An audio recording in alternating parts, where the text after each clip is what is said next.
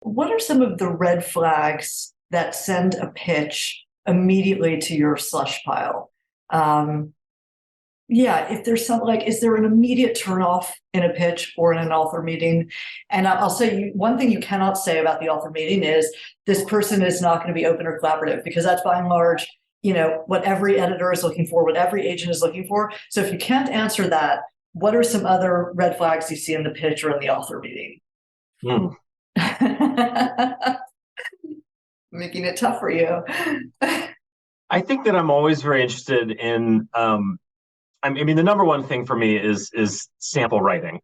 So sometimes I see proposals where it might be a pretty good idea, but it feels hasty, and there's not the sense. I think there are a lot of people. So I work with a lot of journalists, and I think there are a lot of journalists who are very good at their day jobs, which are reporting, and then sort of writing up articles based on that reporting. But writing a book is very different. There's such a greater emphasis on, how you craft a narrative in kind of a grand way. And I do think that the success of some of, business narratives in recent years, like Bad Blood, like Billion Dollar Whale, it's created a little bit of a sense, I would say, in the business journalist community, but not exclusively there, that you do one great story that everyone's talking about, in your newspaper or magazine, and then you should go get a book deal based on it. And so that to me is sometimes a red flag, when it seems like somebody's trying to sell a project that's really just kind of capitalizing on a successful article or series, rather than kind of really has a vision for why there's more to the story, why we can recapture that interest. Because, publishing is a long enterprise that takes place over months, and in some cases, a couple of years between getting a book deal and a book actually coming out. And so, kind of going back to, your earlier question, part of our job is projecting what people are going to be interested in months down the line. Yeah. And just because somebody's talking about, in a recent event that this, writer or journalist may largely, have the credit for kind of bringing into the public consciousness, that's not a guarantee they're going to be talking about it, sort of 15 months or 24 months down the line. So that kind of like an awareness of that, from the author and the agent in terms of the pitch, is always something that I'm kind of watching out for. I think it's also really important to know that, and authors are themselves readers. I think authors who, can somehow, either in their proposal or in a pitch meeting, say something really interesting about writing that they admire, or not just like the type of comp books that are useful to us when we crunch numbers, but like really in the scheme of things, like who do they admire? Who do they aspire to be? I recently signed up this great book by a guy named Gary Stevenson, who is a former Citigroup trader. And it's really this story of getting into the world of finance at the age of 22. He's British. He was from, really poor background in London, kind of made it to London School of Economics. And then he wins this thing that they used to do, or maybe still do, called the trading game. Basically, it was a competition put on by Citigroup, and the winner of this annual event gets an immediate ticket to an entry level job on their trading floor. So it's kind of this like almost like Willy Wonka-esque, like here I am, like kind of fish out of water, working at this huge financial company, and he becomes one of the most profitable traders, and then has this kind of reckoning that sort of the work he's doing there is actually sort of at odds, sort of with the livelihoods of the people that he grew up with, sort of back in East London. So it's this. And the pitch for this essentially is it's a liar's poker for a new generation, which is a pretty lofty pitch. Liar's Poker, Michael Lewis, like one of the all-time touchstone books, in sort of the finance space, for business writing. But I think there are a lot of ways in which that pitch could have just like totally rang false to me. But when I got in an author meeting with Gary, I was just so impressed by clearly how much he'd thought about how to tell a story well. And we weren't just talking about sort of books about business. We started talking about Anthony Bourdain, and kind of the visceral, way that he sort of described. He brought people who may not think that they care about what happens, in the back of a kitchen. He found a way to describe that in a way that was totally unforgettable, was so vivid and visceral. And we started talking about, his writing on the page, which I thought had some of those sort of characteristics. And he started explaining to me, what he liked about Michael Lewis, what he liked about Anthony Bourdain, what he didn't. And there was just this clearly a mind at work that was really thinking hard about how to produce something of value. And that was, hugely impressive to me. Most people don't have that. And I think there are a lot of people, to, go back to the question of red flags, who it's not really evident that maybe they've done a lot of reading in the category at all. But it's that they have a platform. It's maybe that someone's told them they should write a book. So I'm sort of wary sometimes of getting into a situation where someone maybe hasn't done their homework on kind of like what makes a book great and shows some level of aspiration to achieve that for themselves. Yeah, so that is we're giving exactly the same guidance. I mean, a few things like we've got this little framework called the 4 types of writers who get book deals, and one of them is the data collector. So someone who really has studied the market, because you'd be surprised, I'm sure you receive this too, how many first-time authors are pitching something that they haven't even read in their category. They don't even know it's working in the market. So it sort of begins with that research of where your book falls on the shelf, like what is novel and different about what you're contributing, but also that aspect of dialogue that you mentioned I wanted to highlight. A proposal is a conversation, a query is a conversation starter.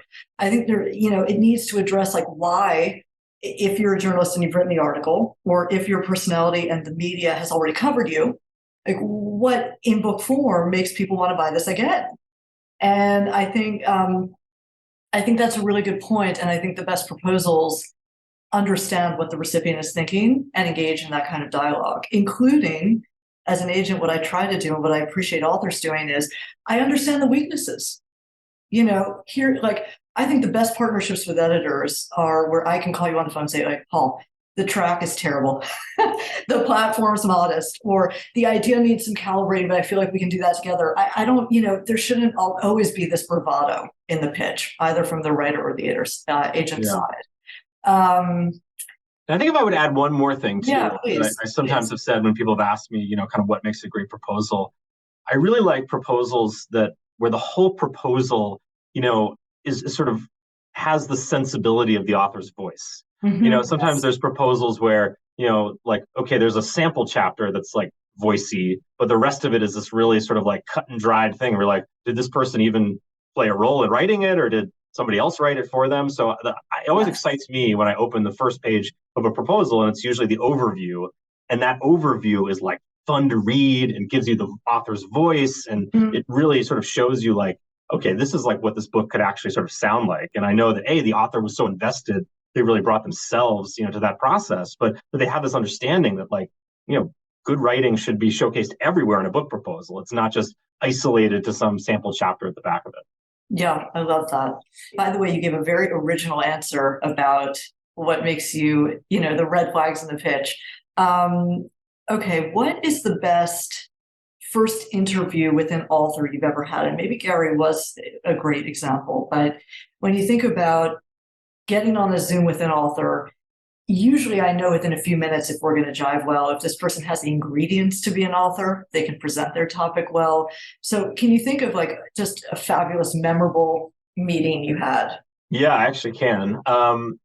Back before he was, a sort of household name, and he was just a guy who was sort of an entrepreneur, I had an amazing first meeting with Andrew Yang, when he was very interested in the subject of universal basic income, which later ended up being at the heart of his sort of, run for the presidency and sort of what he's done since then. But, at the time, he was just kind of this guy who had started, at a sort of a nonprofit, had sort of an interesting background, but I got this proposal about a subject that felt like it was really interesting, but nobody was really talking about that much. And I mean, maybe these are some of the skills that sort of, allowed him to sort of come out of nowhere and become a name in the last sort of presidential cycle. But, I had this meeting with him. It was just one-on-one. It's always a question as an editor, whether you want to, bring 3 of your colleagues to one of these meetings or sort of do them one-on-one. And I have, depending on the circumstances, I may make a different decision. But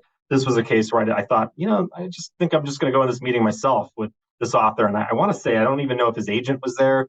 I don't remember. In my mind, it was just the 2 of us. And it was like, I found this guy who just, really, it felt like like office hours with like the most exciting professor you'd ever sort of been in office hours with. And the idea felt so fresh, but I felt like we were just having a great personal conversation about the way the world was working and some problems we thought about, job automation and the future of the economy. And it just was really sort of eye-opening. And it never, when meetings sort of go awry or they're fine, but not great, sometimes it feels like you're going down a pre-written list of questions.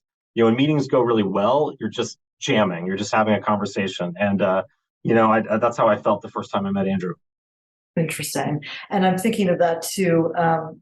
There are authors I have who can really, they're so versed in their category that they can talk about anything off book, and it can be really interesting, and editors can respond to that sometimes just as much as the book that's being presented, because you're also thinking like the media, right? Like these people have to get on camera and be mediagenic, and so it's important to be able to speak to the news of the day, right? Yeah.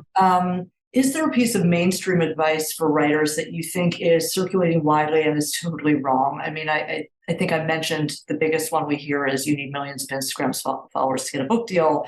Is there something else? And that could include, by the way, predatory publisher practices, like this notion that publishers are not marketing for you, they're just taking your money or whatever it may be. What's like just some bogus advice that you want to bust for writers who are reading this? I think that when I've talked to kind of, groups of prospective writers, I find a lot of people who seem like they're spending a lot of time like obsessing about questions of what exactly category would you sort of put my book in? Is it is it historical fiction? Is it I think that sometimes writers like feel like they have to fully take on the job of an agent or a publisher, and kind of like almost I don't know, try to do all the work to sort of like position their book. And it's almost like, going back to that question of a dialogue, it's like I'm like really interested in like, sort of talent. And that talent, like oftentimes primarily is writing talent.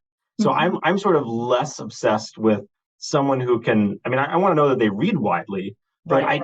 I actually think it's sometimes unhelpful for authors to, it's important to know how to present yourself to an agent, but I think that, or to a prospective editor, but I think sometimes you get distracted away from actually the quality of the work it is that you're doing, and sort of so focused on these like little tiny adjustments of like how I sort of present it. And, it's like, you can check all the boxes of how to write a query letter and know the best comps, but like on some fundamental level, like if you didn't keep your eye on the ball of just writing something really compelling, then it doesn't matter. Like you think you've gamed the system, but it's actually like, no, the book has to be great. Yeah. So like that's the order. I think sometimes people start to get obsessed about the little questions of publishing before they've finished doing the real work. And the real work is the hardest work, because that's when you have to lock yourself in a room for hours on end and write something that's really compelling. Obviously for the majority, you're getting submissions from agents, but if you scout for talent, where do you look?